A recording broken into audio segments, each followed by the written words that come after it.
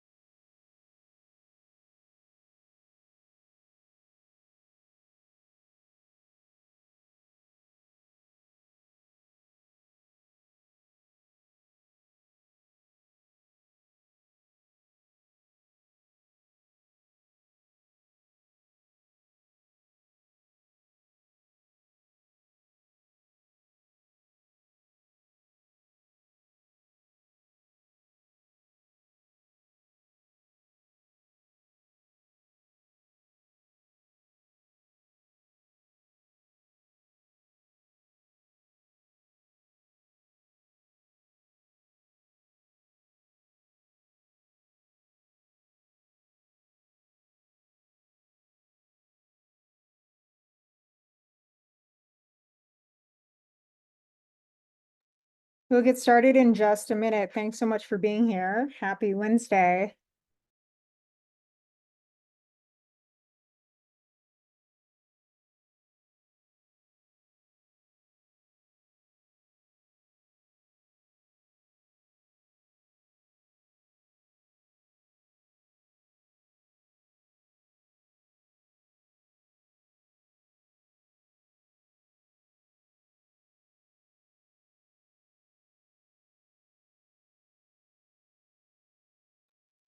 All right, let's get started.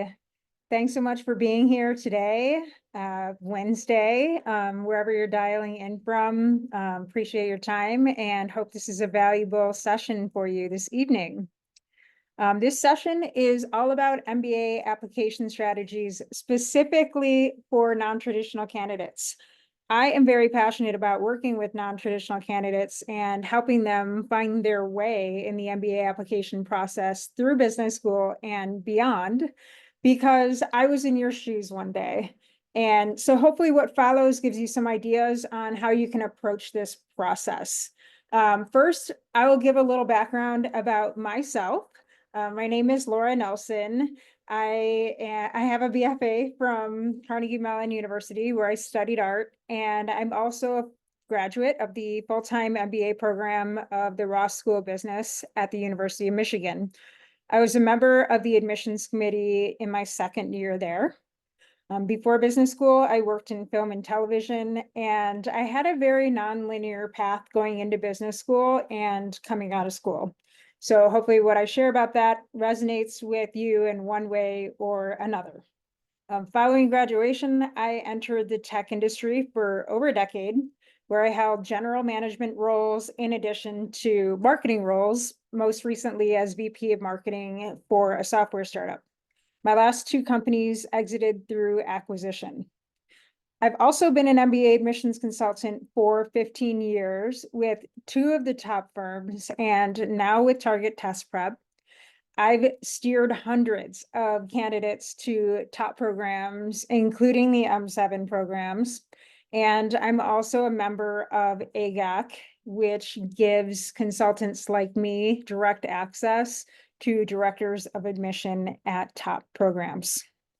So over the course of the last 15 years, I've worked on almost every program imaginable, including the full-time, part-time, online, executive, and dual degree options at top programs like these on this page, along with many that are not on this slide. So now that you've learned a little about me, I would love to understand, who is on this call today. If you wouldn't mind, use the chat feature and share, what your background is, what career are you coming from, and then what are you hoping to do post MBA? I'll give you a minute to fill that out. And also let you know that I will be watching the chat throughout this webinar, but I can't always follow it and talk at the same time. So if you have a burning question that comes up and I miss it, there will be time at the end for your questions.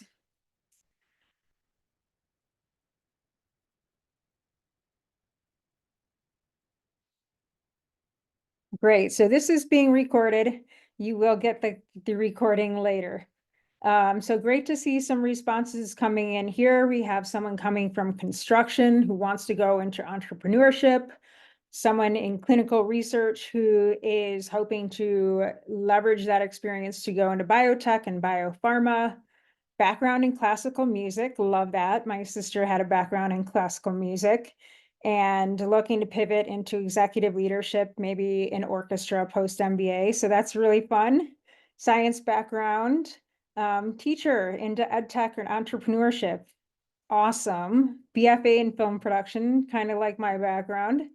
Let's see, equity comp wants to move into investment management or sales and trading. Lawyer, hoping to go to consulting, law, another lawyer, lots of lawyers on this particular call. Financial services, going into consulting, digital policy specialist, getting into digital product management. Okay, I can see some of these transitions, and these are really interesting and exciting. So I hope that what I discussed today helps you understand how to articulate these stories, right? And, convey that to the admissions committee so that you are successful in leveraging the MBA experience to get to these future goals. So before I dive into the agenda today, I do want to pause and reflect on this journey you're about to embark on. The MBA application process is not easy, and there's a whole industry of products and services around it. Perhaps you're familiar with some of them. I really encourage you to think about this moment in time in the context of your life and imagine how things can change for you and the role that you can play. Now, hopefully things can change for the better, right? This process is so much more than putting together an application, a collection of essays, and sending it into the ether. Applying for an MBA really is a process of self-reflection, evaluation, discovery, and more, and also incorporates some risk. You're here today because you want to embrace the challenges that come from the process of applying for and pursuing an MBA. You're changing your career, but you also want to grow in multifaceted ways. I understand this challenge completely, and I'm here to help support you take this leap and embark on this very transformational experience. So with that in mind, let's dive into today's agenda. Here are the things that I plan to cover. So first, we're going to identify a few classic myths about MBA student profiles. We're going to use the class profile data itself to really understand who's in these MBA cohorts. Next, we're going to take a look at some of the common challenges that non-traditional candidates face as part of this application process. Then I'm going to walk through a couple quick exercises that you can use to articulate your career goals post-MBA. This is really important for any candidate's application process, but especially for non-traditional candidates, many of whom are changing careers altogether, right? I'm going to highlight some examples of non-traditional candidates I've worked with, what they've studied, their pre-MBA careers, what careers they're targeting, and which programs they landed in. And of course, finally, I'll leave some time for Q&A. I'm going to keep an eye on that chat while we move along, but remember, it's not always easy to do. So if I miss your question, please ask again at the end. So let's get started here with the classic myths about MBA candidates and who goes to business school in general. So you may think that there's an element of sameness across many of the programs and that MBA admissions committees are looking for something very specific that falls into line like this. However, I'm going to share the data to help debunk some of these classic myths, including what's on the next page here. So these are some of the classic myths that maybe have come across your mind about what MBA admissions committees are looking for. Now, these myths include that MBAs are people who have business degrees from undergrad. They're people who have business jobs and business careers. They're people who have executive and managerial roles. They're people who are in quant and analytical roles. They're people who are in male-dominated industries, or they're mostly male. They're people who are perfect across the board. I'm going to address these one by one using real data and information from MBA class profiles at the top programs, highlighting a couple from each. So if you are not familiar with how to find MBA class profiles, here's a quick tip. You can just Google class profile and the name of your target program. Include the word MBA. You want to make sure you're looking at the full-time program rather than the part-time program or online if they have it. The right link should be among the top search results, if not the first. So let's dive into the data here. Let's take a look at where some of these people are coming from at top programs, starting with undergraduate majors. So take a look at this data about undergraduate degrees. Business degrees are not essential for business school. You can really see a mix of degrees represented in Chicago Booth's class, for example, which of course does include business, but also incorporates physical sciences, liberal arts, law, and a big chunk of other. And similar is true for NYU Stern's class. It's diverse, and while business, engineering, math, and science degrees are well represented, a chunk of the cohort studied social sciences, econ, humanities, or the arts. So if you are worried that you don't have a business degree, hopefully charts like these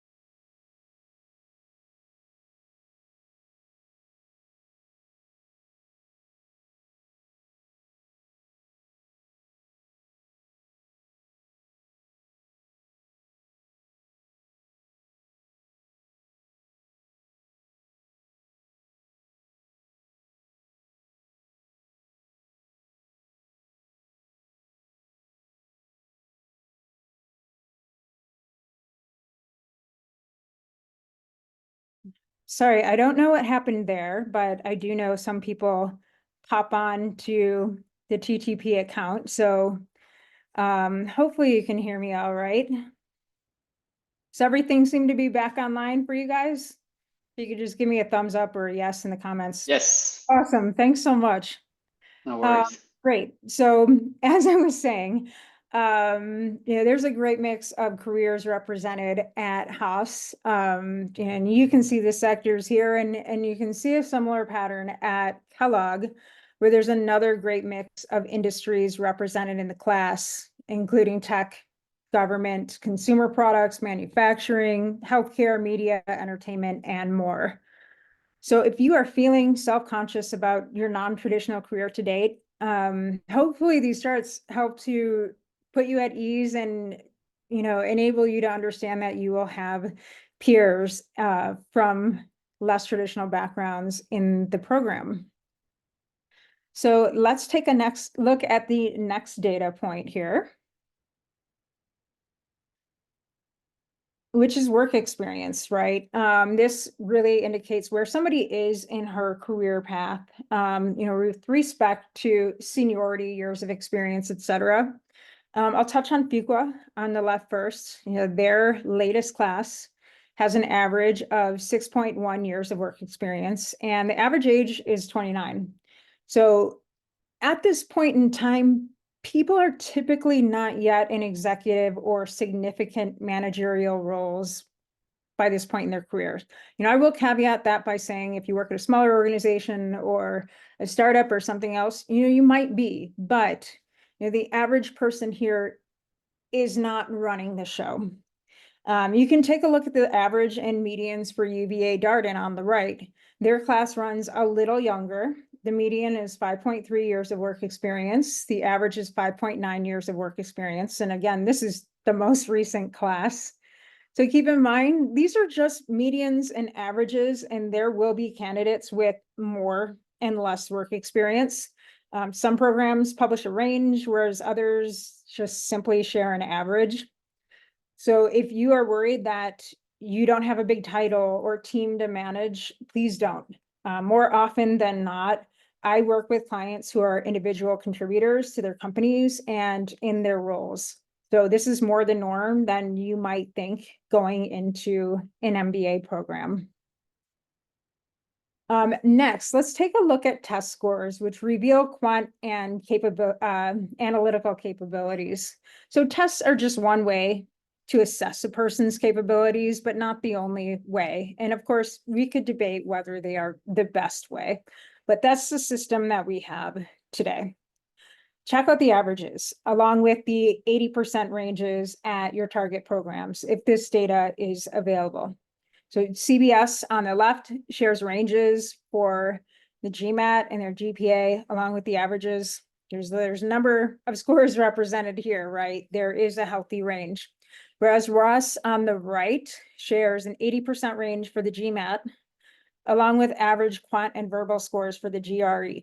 So what's interesting about this particular example is they're not even sharing the same data across two different tests. It's a little tougher to understand the range of scores when you see an average, but understand that the scores are higher and lower than what you see here, right? So if you only see an average, you have to, imagine that, that was calculated among a range of scores. You might notice in your research, though, that not all programs publish the same test data, especially if they accept the EA or executive assessment. Columbia Business School is one of them. So I recommend that you take the test that suits your abilities. You're not going to be dinged because you didn't take the GMAT.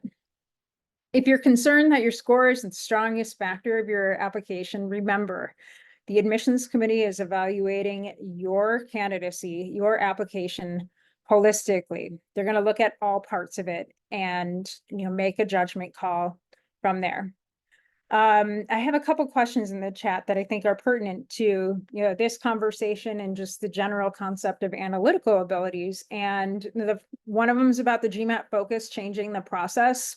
I would say the GMAT focus has not changed the process or the role of the tests in the MBA application, right? It still plays an important part to understand a student's, quant capabilities and how they stack up, on the quant section, verbal data insights sections versus other candidates. But I will say, I think it has made the reporting more complicated. Programs aren't sure yet. They're using that concordance table published by GMAT to, convert scores to the old system, right? So we've got a couple different systems in play.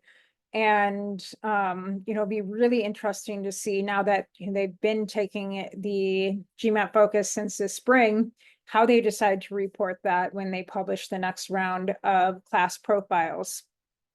Someone's asking, what is the middle 80%? So simply the middle 80% is like the largest range of scores in the middle. So there's, 10% of scores are higher on one end and 10% of scores are lower on the other end. And there's probably a more technical way to describe it, but that's basically what that means. Another question about GPA that I think is relevant to this part. And the question is, are AdComs more critical of GPA from non-traditional majors? I have not seen that to be the case, right? GPA is important no matter what kind of degree.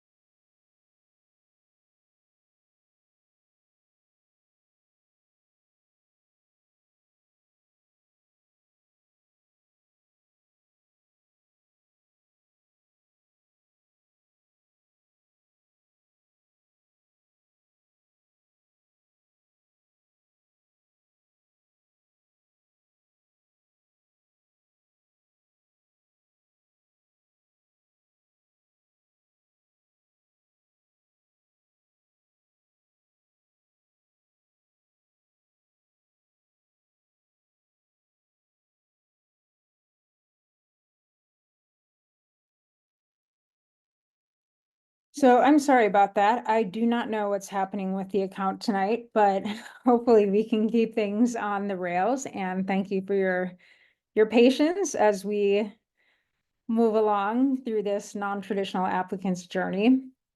So let's move on from quant capabilities to gender representation.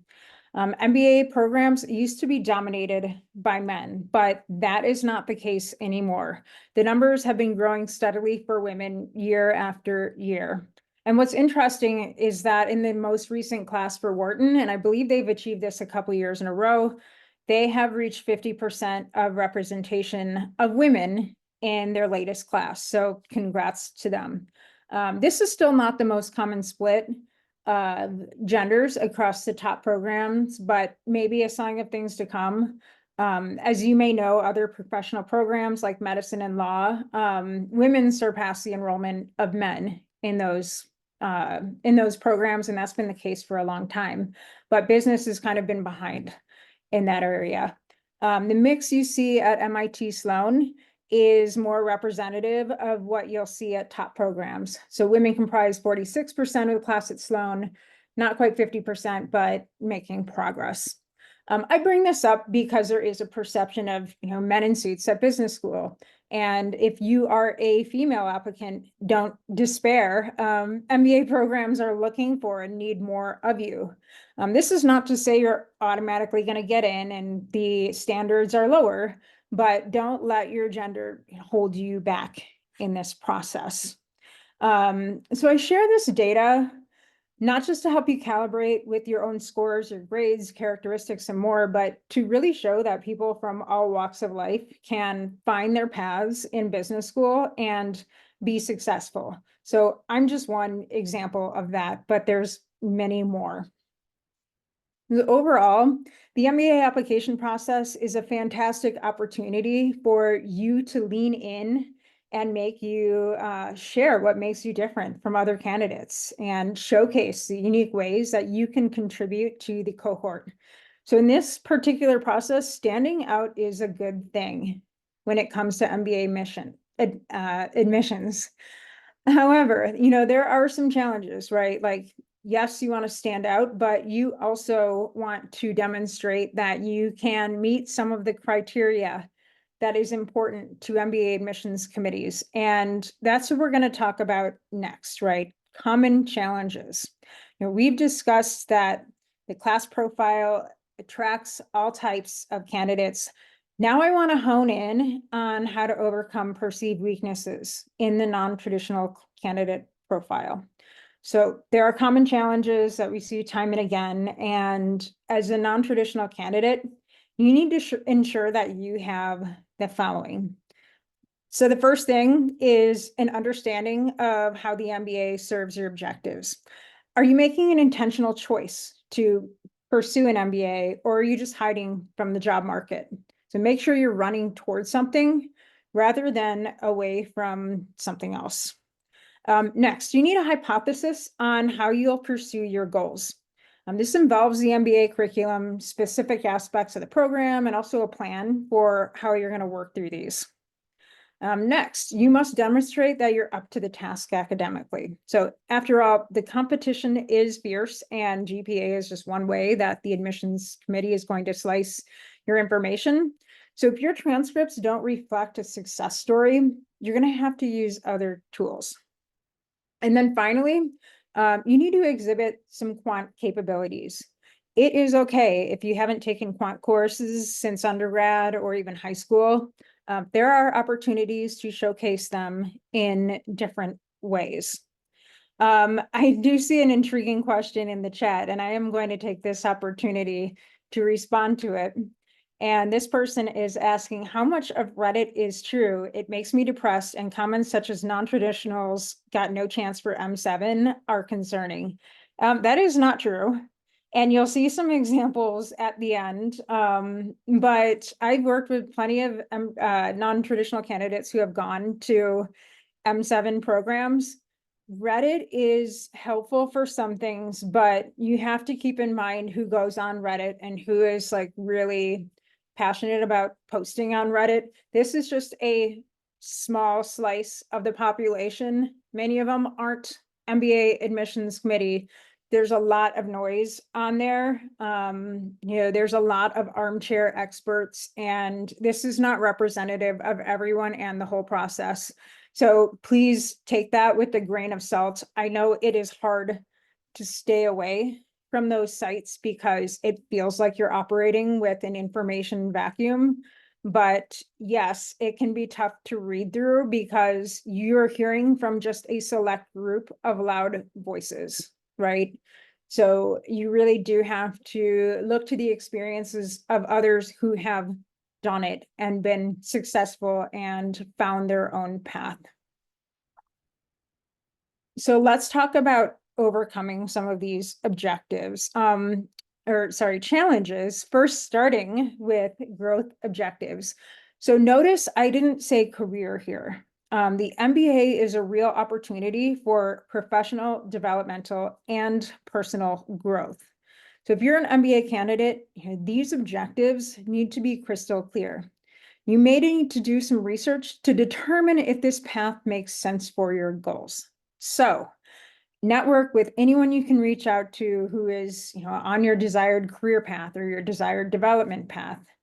Understand what you have today, your experiences, your soft skills, technical capabilities that will transfer to this future objective.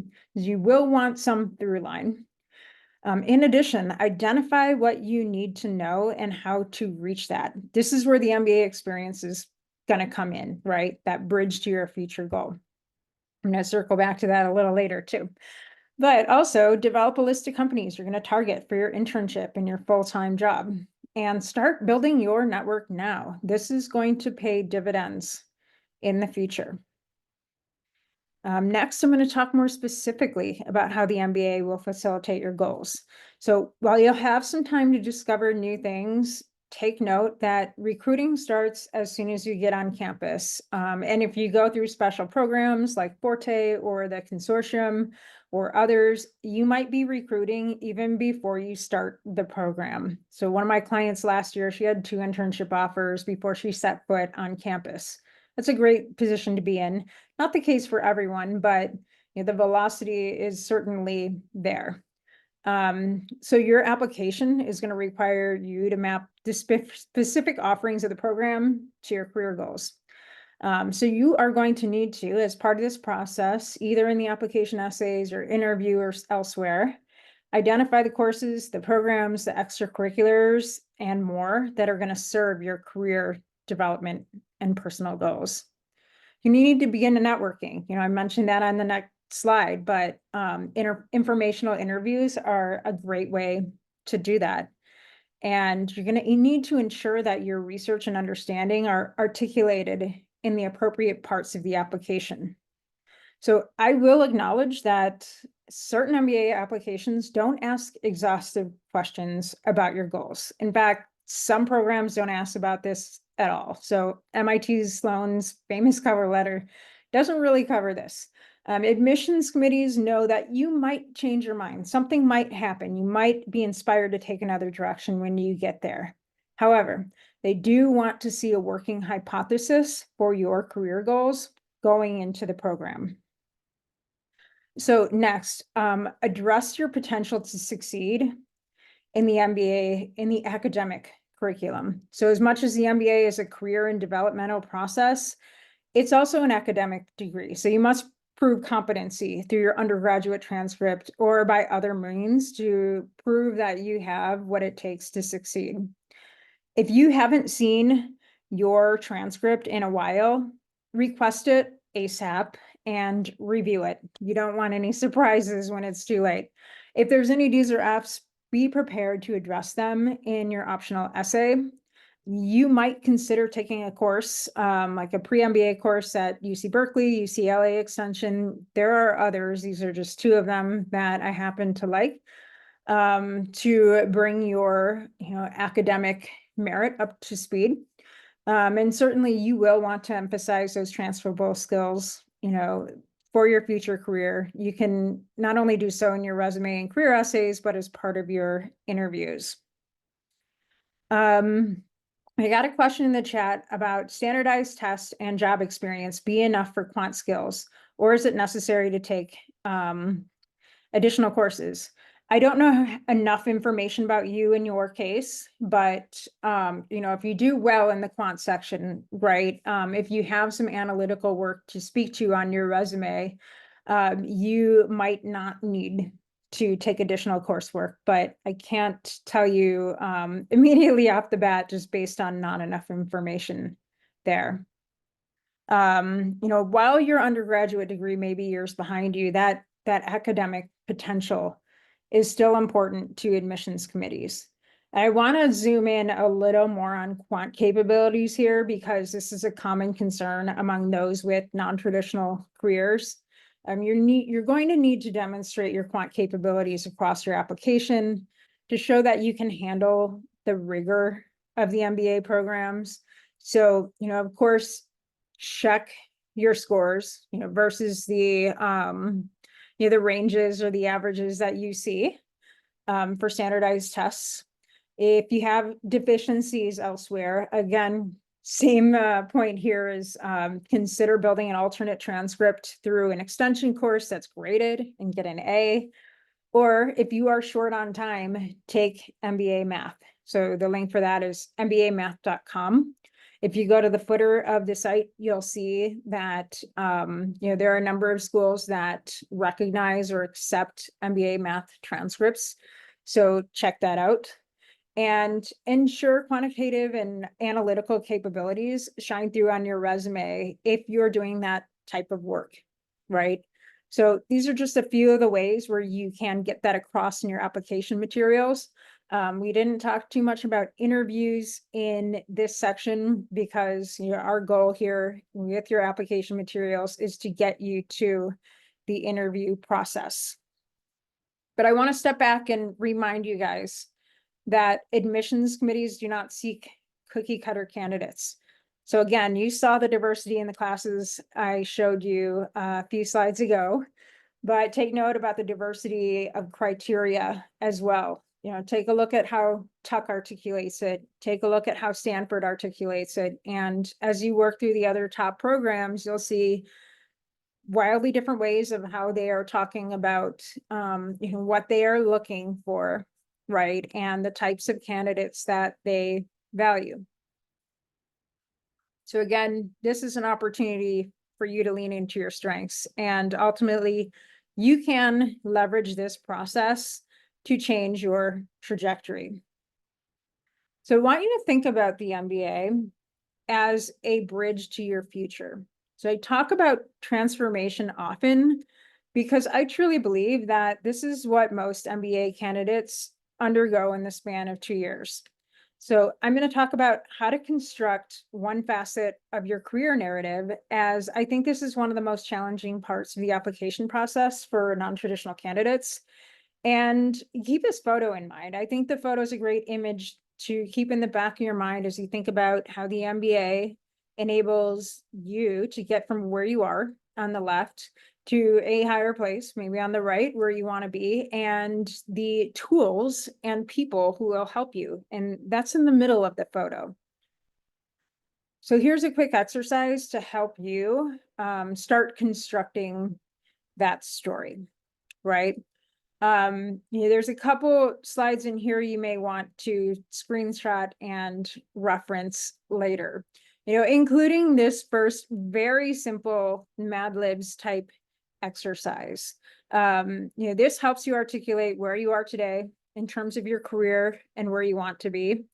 And what follows is really going to form the basis of your elevator pitch, your one-line response in a video interview, a live interview, and also be present in other areas of your application. So if you can boil down your goals and be this succinct, you'll be in a great place to elaborate on them for your materials down the line and conversations as well.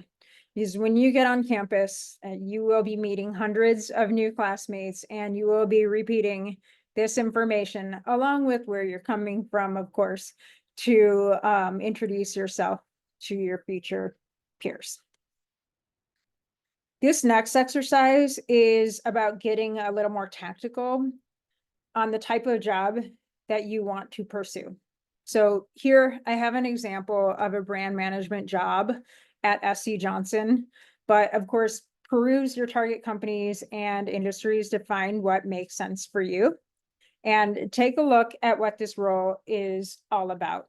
So as with most job descriptions, you can learn what the position demands in terms of hard and soft skills and, what the responsibilities are. So you see a list here. In addition to the criteria, what do they want to see from candidates, right?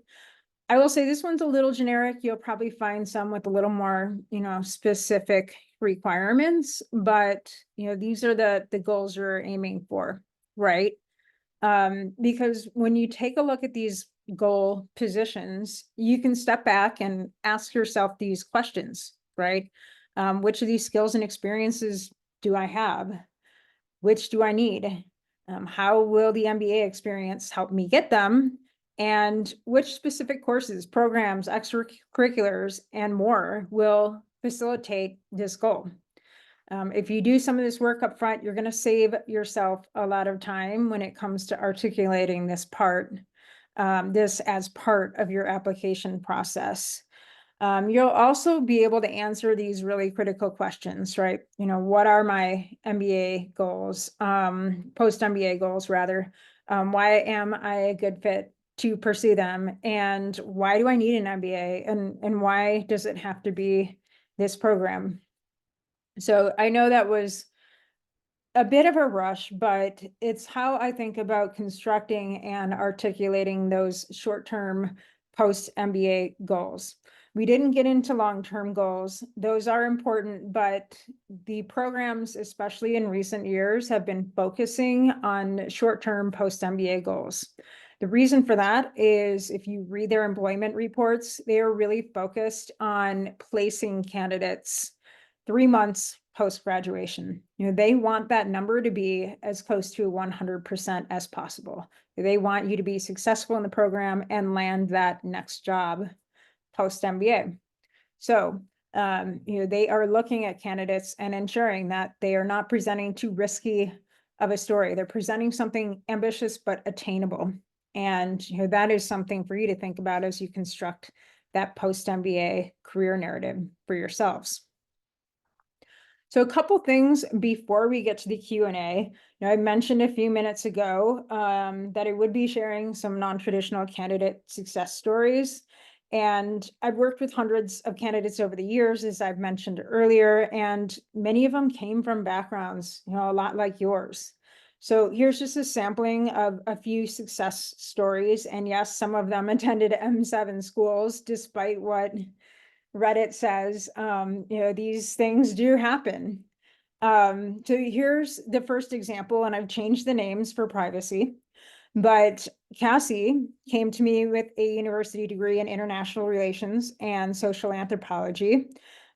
Interesting, but as you may have noticed, not a business degree. Her background was working as a press wrangler in the Trump White House. And regardless of your politics, there's lots of stories to share here. She then went to work in crisis communications. So she wrote about pivoting her career into social enterprise, and she recently graduated from CBS. Another example, Connor, he actually did have an undergrad degree in business, and he did well in this, but from there, his career took a lot of turns. He opened a series of liquid nitrogen ice cream shops and then became a serial entrepreneur and had a range of unrelated businesses. So he decided he wanted to change and wanted to pursue consulting and is halfway through his time at Fuqua. Next example, Andrea. She studied media and communications in undergrad and led a career in brand management at major cosmetic companies. She wrote about pivoting into AR and VR tech and just finished her first year at HBS. So her career was maybe a little more conventional because brand management is more of an MBA track, but her background definitely wasn't. And finally, Blake, He's an Army veteran with a background in biology and engineering, and he pursued an MBA to completely change his course. And he's about to enter Ross this fall to pursue his dream in pro sports, specifically in business operations and analytics. So these are just a few of the many ways that non-traditional career candidates have leveraged the MBA to take a leap and, completely change their trajectories. So I'm going to transition to Q&A next. I do want to share a couple of things with you guys first. If you are still preparing to study for the test, or at the beginning of the process anyways, I want to flag the trial that Target Test Prep has available for the GMAT, GRE, and EA. You can try it for 5 days. Additionally, you might be wondering what MBA admissions consulting is if you're new to this process. Some are more familiar with the role a consultant can play to help edit your resume or your essays, but it really is so much more than that. So, here are a few of the activities, but let me provide you with a little bit of color on some of the activities that a consultant can help you with. A consultant like me can really help you understand your motivations, personally, professionally, and otherwise, and where the MBA fits in to change your course. This includes articulating your goals, of course. A consultant can help you develop your personal brand, and I think this is really critical to presenting yourself across your application materials. I do think, though, your brand is comprised of many things. It's not just a single theme. So try not to reduce yourself to one kind of theme or experience. Next, a consultant can help you identify your risk profile with applying to the appropriate MBA programs based on your selection criteria. Of course, a consultant's going to help create a resume appropriate for that MBA admissions audience. There are key criteria here to make sure that this is effective. And we spend a lot of time developing unique narratives for your essays and other aspects of your application. And finally, we help you prepare for your interviews and your videos and much more. So all of that can be done either in an hourly or comprehensive basis. The QR code here leads you to a request for a consultation if you want to talk about your specific experience. As you evaluate advisors, here are a few things to keep in mind, right? A consultant with tenure and experience has proof points and the necessary perspective to help guide you in the right direction for your target MBA programs. And a quality MBA admissions consultant is really going to partner in your success from end to end. That's super important. Of course, I talked about that personal brand. They will be an advisor there. They're going to leverage their past experience in helping a diverse set of candidates. And ideally, they're going to go beyond the superficial aspects of the MBA application process. So there's many facets of applying for an MBA, and some of them require specific attention to detail. However, I implore you to partner with someone who can help you focus not only on those details, but keep in mind that bigger picture. And finally, this is super important. An MBA admissions consultant that's right for you has to believe in your candidacy. I can't work with someone whose candidacy I don't believe in, or someone who I don't believe is making a sound decision. And I want you to understand that this trust and belief is paramount to the process and a successful partnership. So let's go back to the chat. Feel free to use the chat. I'll leave it on this screen. You'll have the QR code. You do get a 5% off promo code for either hourly or comprehensive services. And yeah, I'll answer your questions now. And thanks for putting them in the chat. There is a question about the consulting service also for European MBAs like INSEAD, ESA, LES. Yes, I've worked on all of those programs in the last year. I even got to visit ESA and INSEAD a couple of months ago. So yeah, those programs have slightly different formats. For example, INSEAD is shorter tenure, but the application process has many crossovers to the top US programs. Another question about work experience. So someone's asking, have you ever seen applicants with significant work experience prior to an undergrad degree and still be accepted into an MBA program without having to add another few years of work experience post-undergrad? I know that happens with some candidates, say in the military, like, I have a friend who did this, right, who went into the military, then did undergrad, then did a grad degree. So it definitely, I think it's situation specific and the story has to make sense. I don't know enough about your story yet, but if you have work experience, if you have a strong case for pursuing an MBA, and if the story makes sense, I don't want to rule that out. I think there's a possibility there. How do schools look at job hoppers to a higher role versus promotion? I think this is changing quite rapidly as the job market changes. So prior to COVID, it used to be the kiss of death to try to apply to an MBA program without a job. And then COVID happened and changed the whole paradigm.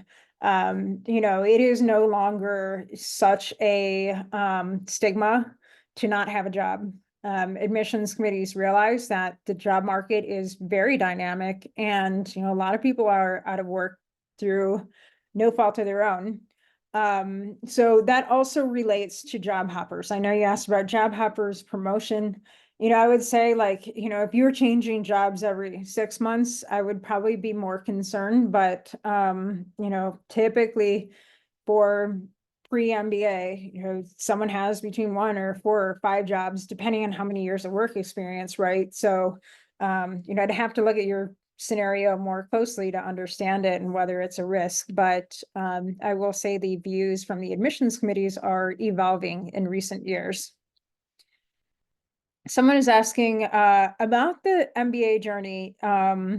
This person says, I don't anticipate recruiting being a critical aspect of my MBA journey. Is this a red flag for AdComs?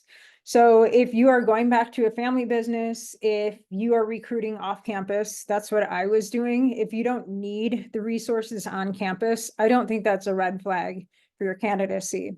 You would have to talk about other resources you want to take advantage of anyways. And I will say for most people, that's like where they spend most of their, time and discussion on the program anyways, because, it is table stakes that you will have better career prospects coming out of the program. So, if you're recruiting on a different path, and it's a little outside the norm of what the program is known for, so long as you have a reason for being at that program and the MBA makes sense in terms of the arc of your career, I think that is fine.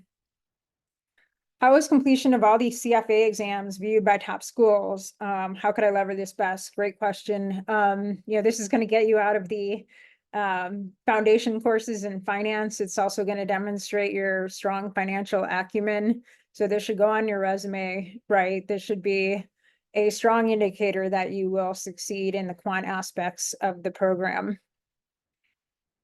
What happens if a recommender missed some important details in recommendation calls?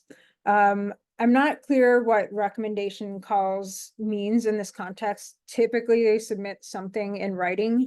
If the program is verifying that that person submitted a recommendation, like sometimes they do that as part of the background check once you are admitted and committed to attending, then,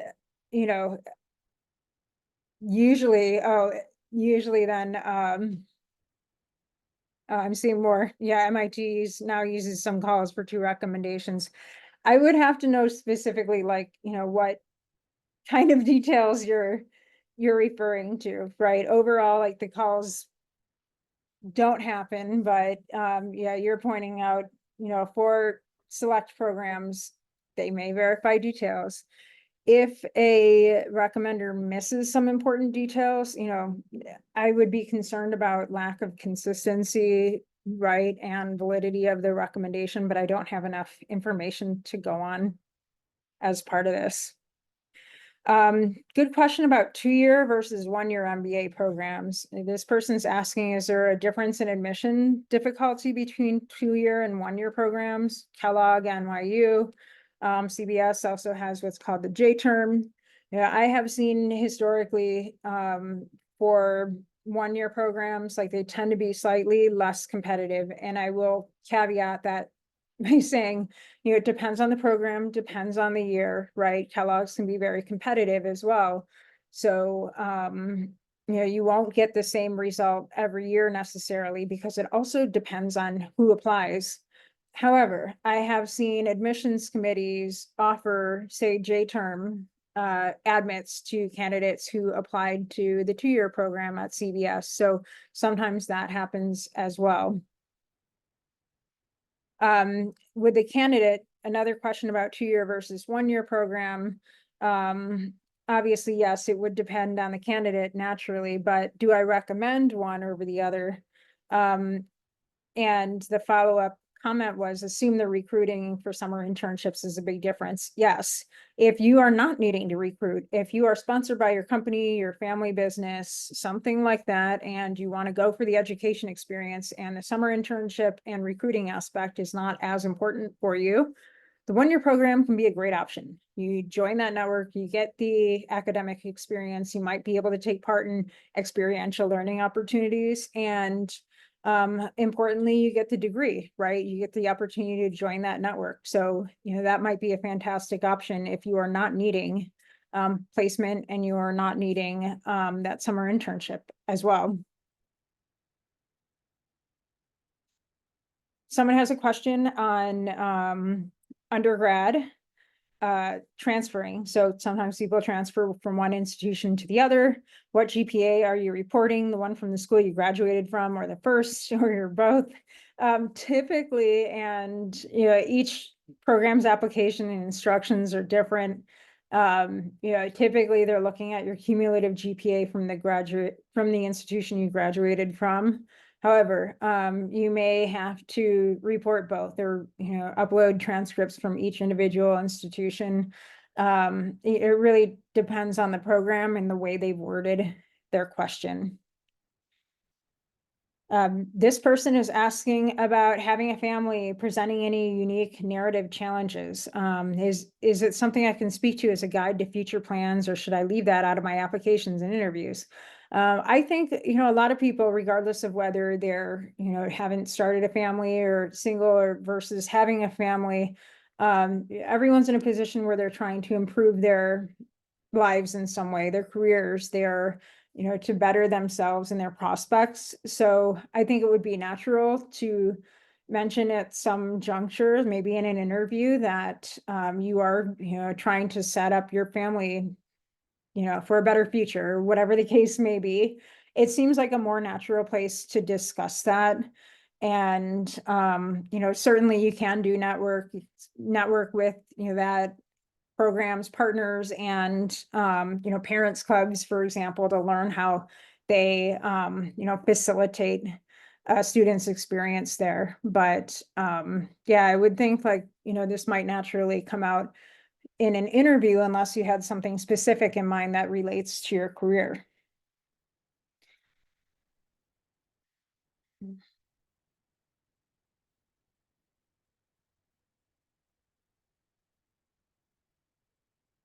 All right, I'm just scrolling up to see if I missed any others.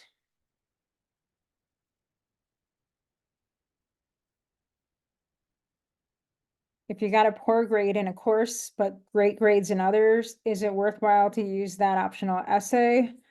Yeah, I think, one bad grade, you can use a couple sentences to describe the circumstances, right? Sometimes, people enroll in a challenging course and can't back out of it. Maybe the deadline for withdrawal has passed, but they've kind of already checked out of the course. You might want to provide a couple details on those circumstances in the optional essay, depending on what they are.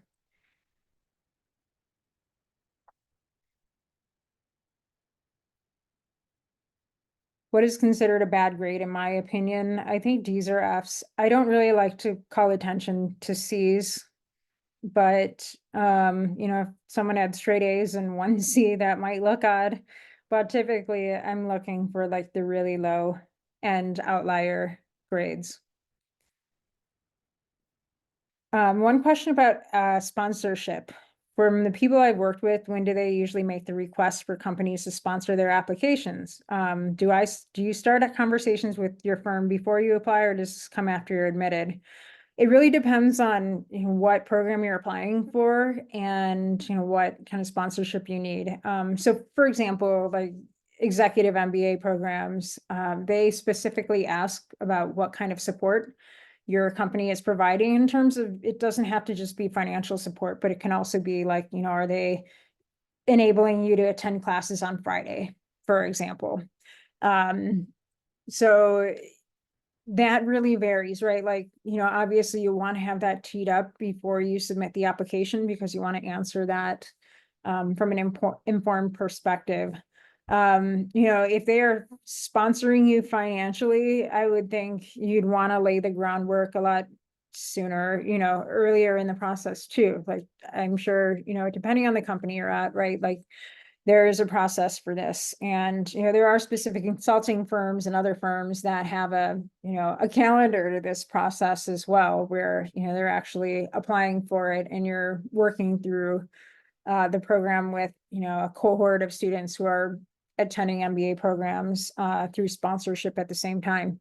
So all of that to say, like, probably before you apply in either a full-time or EMBA scenario, but I don't know enough about your particular situation to say with certainty.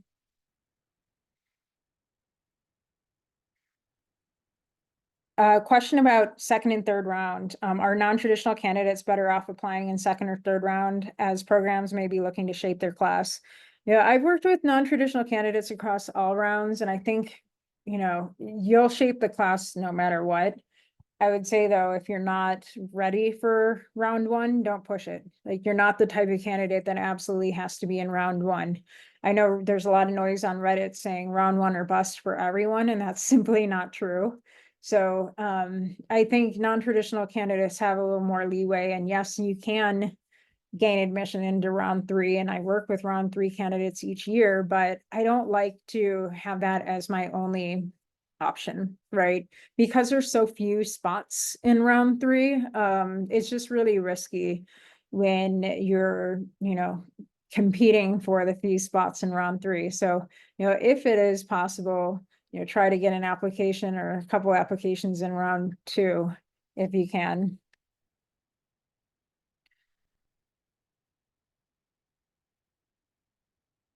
Question about career goals. So this person is asking, how do you strike a balance between stating authentic post-MBA goals of wanting to transition into an industry that's unrelated to your career versus telling a more believable, relatable goal of wanting to continue in a similar path pre-MBA? I think this is a great question, and I think this all comes down to nuance, right? I think it depends on how extreme that desirable career for you is, right? If you're talking about going from a ballerina to an investment banker, I think that's a really difficult, believable story to sell the admissions committee on. If we're looking at something a little less extreme and we can connect the dots through transferable skills, experiences, maybe, right? There is a balance to strike here, and it kind of depends on each individual situation. So I can't advise you in particular to go one way or the other because, we really have to like kind of talk through and understand that a little more.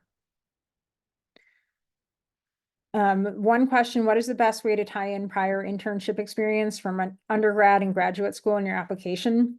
Typically I have my clients put this in the education section of their resume because we really want to reserve that professional section for full-time work experience.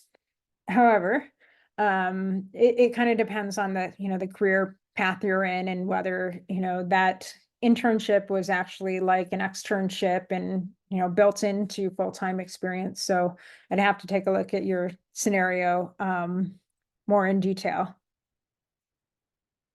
If you started a venture within the year before you apply to business school, do adcoms look down on that?